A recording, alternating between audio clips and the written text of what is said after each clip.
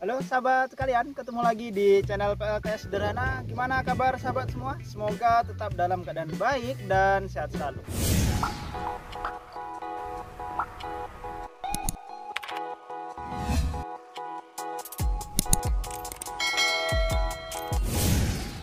Oke sahabat, kali ini saya akan tes real watt peak dari panel 200 WP ini yang kondisinya sudah retak 1000. Ini kondisinya baru, artinya dari beli belum saya gunakan secara kontinu, hanya saya tes-tes saja. Saya tes voltasenya, saya tes untuk kebutuhan konten-konten lainnya. Seperti sebelumnya saya pernah buat konten tentang PLTS dari api unggun ya, pernah itu saya buat. Dan itu panelnya ini ya, makanya saya nggak takut kalau misalnya terjadi kerusakan atau gimana. Dan ini kondisinya baru, pecahnya itu retak 1000 ini terjadi di jalan gitu. Dan ya lumayan nyesek sih ya, karena waktu itu yang nerima bukan saya sendiri gitu. Jadi nggak bisa untuk retur ataupun komplain, ya diterima apa adanya. Nah untuk kondisinya ini bener-bener retak ya, retaknya itu bukan sedikit tapi memang retak hancur lebur. Cuman kacanya masih nempel ya, ini masih nempel semua gitu. Nah untuk kemungkinan yang awalnya hancur itu di bagian sini ya, ini ada tanda nih seperti kena tusuk atau kena timpa sesuatu ya di sini. Ini pusatnya, karena ini kena tekanan makanya semuanya jadi retak 1000 gini ya, retak 1000.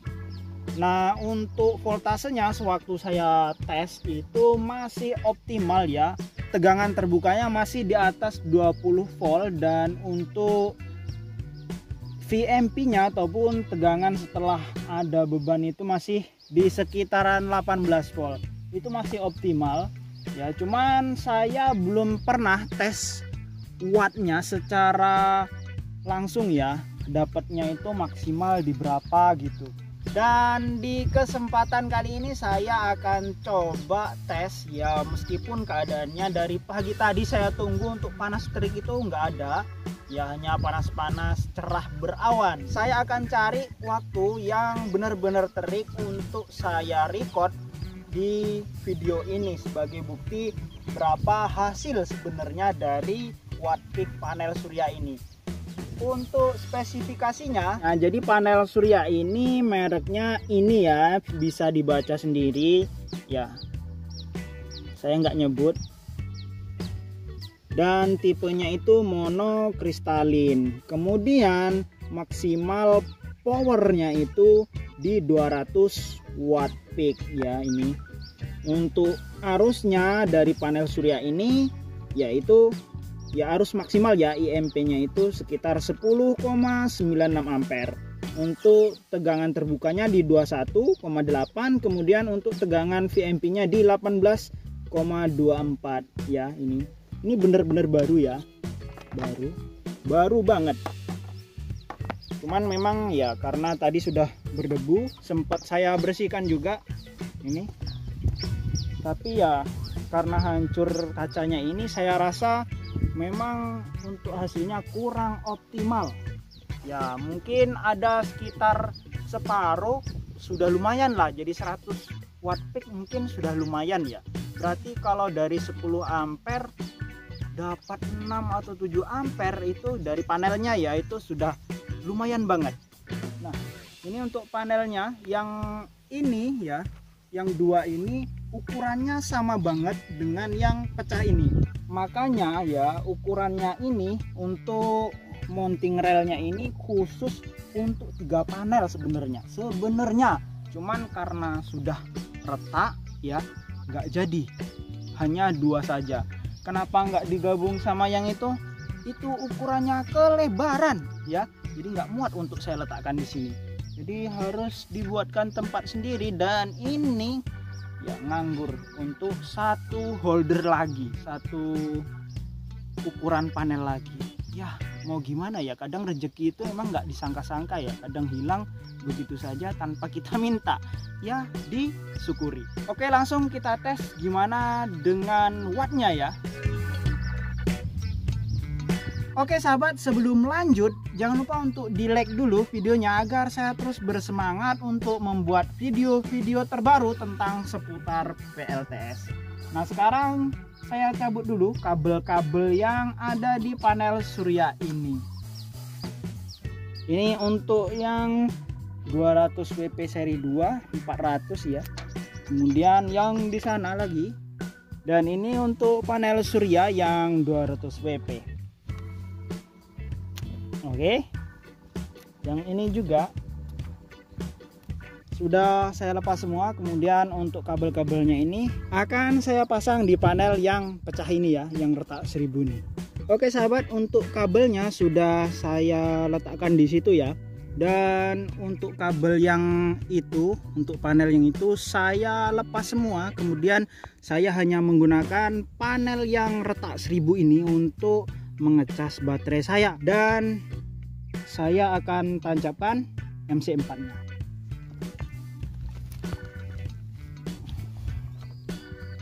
Untuk kabel yang plus oke, dan ini kabel yang min. Oke, sudah tersambung.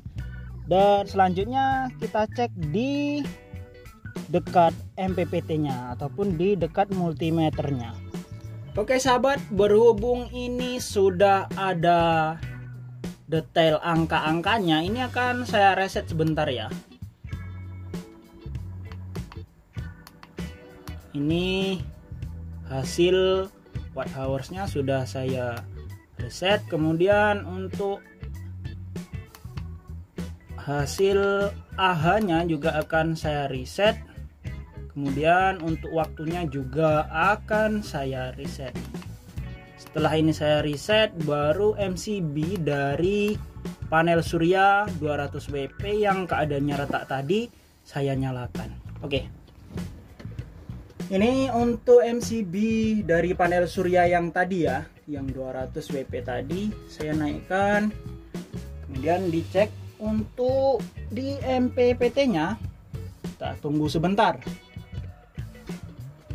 Untuk tegangannya ya segini ya, dan arusnya sekitar 6 amperan gitu ya, 5 ampere sampai 6 ampere. Kondisi sekarang panas, kita tunggu sekali lagi ya sampai kelihatan arusnya gitu.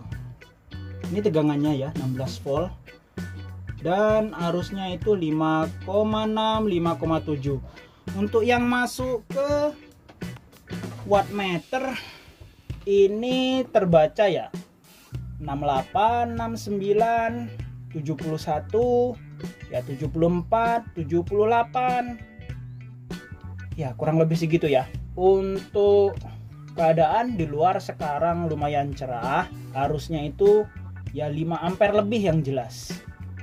Dari panel surya 200 WP hasilnya ya 70-an watt ya, 70 watt lebih gitu yang terbaca. Yang terlihat di sini mungkin belum sempat peak, belum sempat di puncaknya ya. Udah sekarang nurun karena kondisi di luar mendung ya, tertutup awan. Untuk sekarang itu jam 13.33 ya, kelihatan ya. Oke, jam 1:33, setengah 2 gitu kondisinya. Tapi untuk panel suryanya tadi sengaja saya hadapkan ke arah matahari ya. Jadi benar-benar menghadap ke matahari, dan hasilnya tadi sekitar 70-an watt. Ini saat ini menggunakan MPPT. Nah, rencana saya untuk panel surya yang retak itu akan saya pasang di SCC hijau saja ya, karena untuk voltasenya kan di 18 volt ya. Sementara untuk panel surya yang terpasang di MPPT yang ini voltasenya kan sekitar 36 volt ya untuk VMP-nya. Jadi 2 seri. Dan untuk panel surya yang retak itu kan nggak ada temannya gitu. Jadi ya harus saya pasang terpisah. Cuman kabel menuju baterainya tetap nyambung ke baterai ini juga gitu, ke 12 volt. Apakah itu aman? Ya memang begitu. alur ceritanya supaya tetap berjalan normal gitu. Oke sahabat, dan ya baru ketemu tadi ya panasnya ya, nggak ada kenaikan lagi untuk wattnya, dan sekarang malah mendung, hasilnya malah tinggal 47,8 watt. 48 ya, di deket-deket 50 ya, kemungkinan untuk peaknya palingan 90 ya, 90 watt, ataupun paling tinggi itu ya di 100 watt lah, udah tinggi. Tapi daripada tidak digunakan ya, lebih baik diusahain, diperbaikin, dimanfaatkan gitu. Kalaupun dijual harganya kan sudah turun jauh gitu, dan kemungkinan saya rugi karena beli mahal, dijual terlalu murah.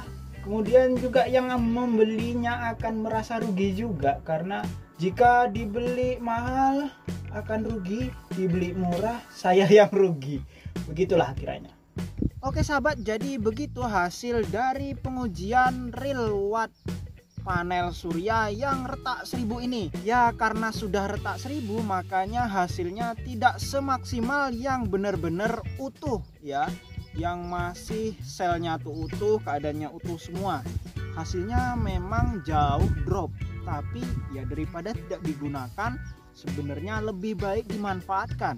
Saya berniat untuk membelikan plastik Scott LED ya, jadi ditutup, kemudian bisa digunakan di outdoor. Selama ini saya tidak berani menggunakan, takutnya ada air yang masuk ke celah-celah kaca yang retak ini, akhirnya akan membuat busbarnya ini ataupun busbarnya ini karat ataupun kropos atau apa namanya ya. Ya pokoknya gitulah, korosi gitu ya. Jadi akan menyebabkan cepat rusak. Memang ada beberapa user ataupun pengguna PLTS yang langsung menggunakan saat belum ditutup ya. Sebenarnya ada yang memberikan saran agar di atasnya dilapisi dengan kaca gitu ya. Cuman untuk kasus dari panel surya saya ini menggembung. Apa artinya?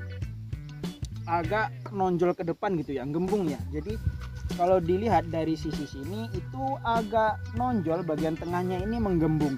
Semakin terkena panas semakin kuat gembungnya. Jadi menurut saya itu karena efek dari kaca yang pecah ini kemudian memuai, makanya dia mengembang ya. Artinya gembung ke bagian atas. Dan itu menurut saya kalaupun dipasang dengan kaca lagi akan pecah lagi karena tertekan, dan embun bisa juga masuk lewat tepi karena dia kan tidak rata ya. Ini lebih menonjol di bagian tengah gitu. Jadi lebih baik menggunakan Scott LED ya, yang transparan. Saya rasa itu lebih baik. Cuman saya masih sibuk dengan pekerjaan lain dan belum sempat untuk mencarinya. Mungkin di lain waktu akan saya kontenkan untuk menutup ini ya, menutup bagian sini. Oke sahabat, kurang lebihnya begitu. Semoga bermanfaat bagi sahabat semua. Jika ada yang perlu ditanyakan silahkan tulis di kolom komentar. Dan sampai jumpa lagi pada video berikutnya. Bye.